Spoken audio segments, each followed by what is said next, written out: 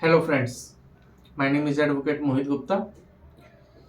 1 को honourable finance minister ने budget present किया फाइनेंशियल ईयर 2025-26 का। और इस बार के बजट में अगर हम जीएसटी प्रपोजल्स के एंगल से बात करें तो कुछ भी ऐसा सरप्राइजिंग फैक्टर नहीं था। और उसका कारण भी है कि जो जीएसटी का स्ट्रक्चर है वो इस तरीके से बनाया गया है कि पहले जीएसटी काउंसिल कोई डिसीजन लेती है जो मिनट्स में पता लग जाते हैं, और फिर उन डिसीजंस के अकॉर्डिंग जो एक्ट में, रूल्स में या सर्कुलर्स के थ्रू जो भी अमेंडमेंट्स करनी होती हैं वो अमेंडमेंट्स होती हैं। तो सिंस रूल्स नोटिफिकेशन के थ्रू अमेंड हो जाते हैं तो वो कभी भी हो सकते हैं, और जो अमेंडमेंट्स के लिए एक्ट में अमेंडमेंट की जरूरत होती है सीजीएसटी, एसजीएसटी या आईजीएसटी एक्ट में, तो वो फिर फाइनेंस बिल के साथ प्रेजेंट होता है। मैंने इस बार के जो जीएसटी प्रपोजल्स हैं उनको एनालाइज किया और उनको 10 कैटेगरीज में डिवाइड किया है। जो इनकी डेट ऑफ एप्लीकेबिलिटी है वो फाइनेंस बिल जब फाइनेंस एक्ट में कन्वर्ट हो जाएगा तब डेट ऑफ एप्लीकेबिलिटी जो है इनकी नोटिफाई हो जाएगी। सबसे पहले जो अमेंडमेंट है वो क्लैरिफिकेटरी अमेंडमेंट है। लोकल अथॉरिटी की जो डेफिनेशन है उसको क्लैरिफाई किया गया है। So what was the definition earlier? That was saying that as per existing definition, local authority inter alia includes a municipal committee, a Jilla Parishad, a district board, or any other authority legally entitled to or entrusted by the central government or the state government with the control and management of the municipal or local fund. Now this municipal or local fund को जो है municipal and local fund में define कर दिया गया है। अब municipal fund और लोकल फंड को सेपरेटली डिफाइन किया गया है। लोकल फंड क्या है? जो पंचायत वगैरह यूज करती हैं, और म्युनिसिपल फंड जो है वो जो म्युनिसिपल कमेटी या म्युनिसिपल कॉर्पोरेशन यूज करते हैं। तो ये एक फर्स्ट क्लैरिफिकेटरी अमेंडमेंट है। सेकंड अमेंडमेंट क्या है? वाउचर्स के रिगार्डिंग में, जैसा हमें पता है कि honourable Madras high court in TVL Kalyan jewellers private limited have pronounced that gift vouchers are not a supply under GST. तो इसके जजमेंट के बाद डिपार्टमेंट ने सर्कुलर निकाला 31 दिसंबर 2024 को, सर्कुलर नंबर 243/37/2024, जिसमें कहा कि जो वाउचर्स हैं वो जीएसटी के परव्यू से बाहर है, लेकिन अगर वाउचर्स की आप ट्रेडिंग करते हैं और उसमें कुछ भी आप डिस्काउंटिंग करते हैं, कुछ भी कमीशन कमाते हैं, तो उसके ऊपर, उस मार्जिन के ऊपर आपको जीएसटी देना पड़ेगा। तो to give impact to that clarification, to give impact to that circular, act में जो अमेंडमेंट चाहिए थी सेक्शन 12 और सेक्शन 13 में, 12(4)(13)(4) में, वो अमेंडमेंट कर दी है। तीसरी जो अमेंडमेंट है वो 17(5) में की गई है। 17(5) में क्या अमेंडमेंट की गई है? जो सफारी रिट्रीट की जजमेंट आई थी सुप्रीम कोर्ट की, ऑनरेबल सुप्रीम कोर्ट की, उस जजमेंट को नलिफाई करने के लिए 17(5) के अंदर प्लांट और मशीनरी की जगह plant and machinery word use कर दिया गया, और साथ में स्पेसिफिकली लिखा गया है कि अगर कोई जजमेंट है तो उस जजमेंट के इम्पैक्ट को ये साथ के साथ साइमल्टेनियसली नलिफाई करता है।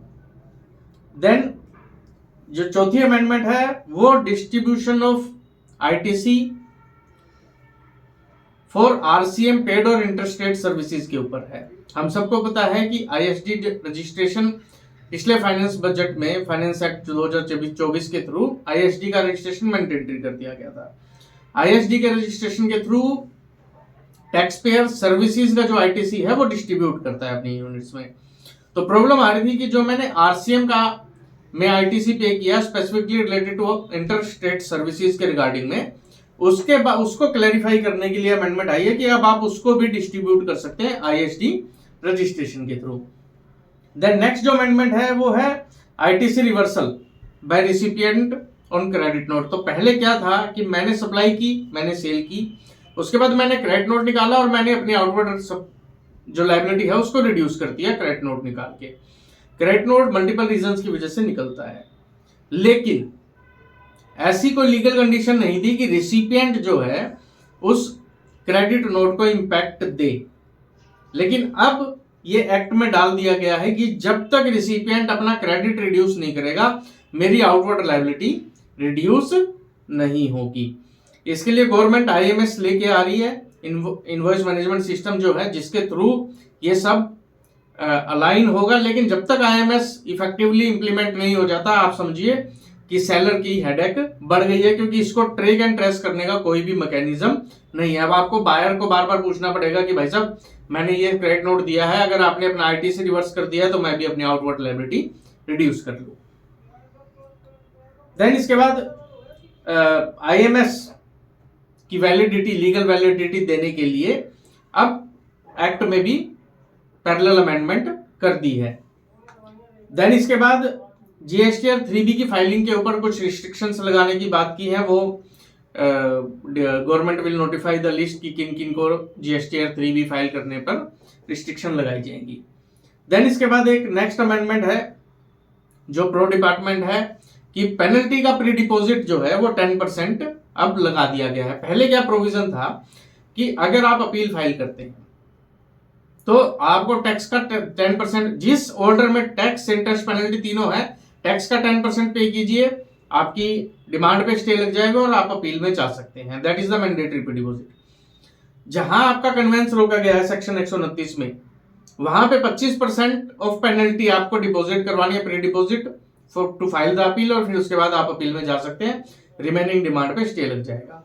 लेकिन अगर किसी और प्रकार का ऑर्डर है जिसमें पेनल्टी, सिर्फ पेनल्टी लगाई गई है, सेक्शन 73, 74, 122 का ऑर्डर है जो गुड्स मूवमेंट और ट्रांजिट से रिलेटेड नहीं है, तो उसके केस में अगर सिर्फ पेनल्टी है तो प्री डिपॉजिट का प्रोविजन नहीं था। अब गवर्नमेंट उस प्रोविजन को लेके आई है। अब नए प्री डिपॉजिट के प्रोविजन क्या है कि जिस ऑर्डर के अंदर टैक्स, इंटरेस्ट, पेनल्टी तीनों है तो सिर्फ टैक्स का 10% आपको जमा करना है। जिस ऑर्डर के अंदर सिर्फ पेनल्टी है तो उसमें पेनल्टी का 10% जमा करना है। वो पेनल्टी का 10% जो है वो ट्रांजिट वाले पे भी एप्लीकेबल है और नॉर्मल ऑर्डर पे भी एप्लीकेबल है। तो वो 25% वाला हटा दिया गया और फ्लैट 10% ऑफ पेनल्टी, जिसमें सिर्फ पेनल्टी है। देन नेक्स्ट क्लैरिफिकेशन शेड्यूल 3 में है, जहां एंट्री 8A के अंदर अमेंडमेंट की गई है और क्लैरिफिकेशन डाली गई है कि अगर आप वेयर हाउस गुड्स को SEZ या फिर फ्री ट्रेड जोन में सप्लाई करते हैं, और ये रिट्रोस्पेक्टिव अमेंडमेंट है 1 जुलाई 2017 से, तो वो जीएसटी में सप्लाई, टैक्सेबल सप्लाई, उसको नहीं माना जाएगा। पहले जो डेफिनेशन थी वो थोड़ी क्लैरिफिकेटरी नहीं थी, उसमें खाली वेयर हाउस गुड्स की बात की गई थी, लेकिन अब उसमें क्लियरली बोल दिया गया है कि अगर मैं कस्टम के अंदर if it contains any entry for supply of ware house goods to any person before clearance for home consumption, तो पहले सिर्फ होम कंजम्पशन के लिए था, now it has been clarified कि अगर वो SEZ यूनिट या फ्री ट्रेड जोन में भी अगर वो सप्लाई किया गया है तो उस केस में इसके ऊपर जीएसटी नहीं लगेगा। और 10वीं जो लास्ट अमेंडमेंट है वो ट्रैक एंड ट्रेस मैकेनिज्म की है। गवर्नमेंट कुछ मैकेनिज्म लेके आने वाली है यूनिक आइडेंटिफिकेशन मार्किंग का। That process will be notified, commodities will be notified कि किन किन कमोडिटीज के ऊपर ये लगेगा। तो इनवॉइस जनरेट करने से पहले आपको ट्रैक एंड ट्रेस मैकेनिज्म के थ्रू कोई डिपार्टमेंट को नोटिफिकेशन भेजनी है, और उसी ट्रैक एंड ट्रेस मैकेनिज्म के थ्रू ही ये पता लगेगा कि वो गुड्स जो हैं वो किसकी पोजीशन में है और कहाँ है। और अगर आप नॉन कंप्लायंस करते हैं तो इसके अंदर तो उसमें पेनल्टी है या तो 1 लाख रुपए और 10% of such goods whichever is higher. तो मिनिमम पेनल्टी जो है वो आपके ऊपर जो है वो 1 लाख रुपए की इसमें लगाई गई है।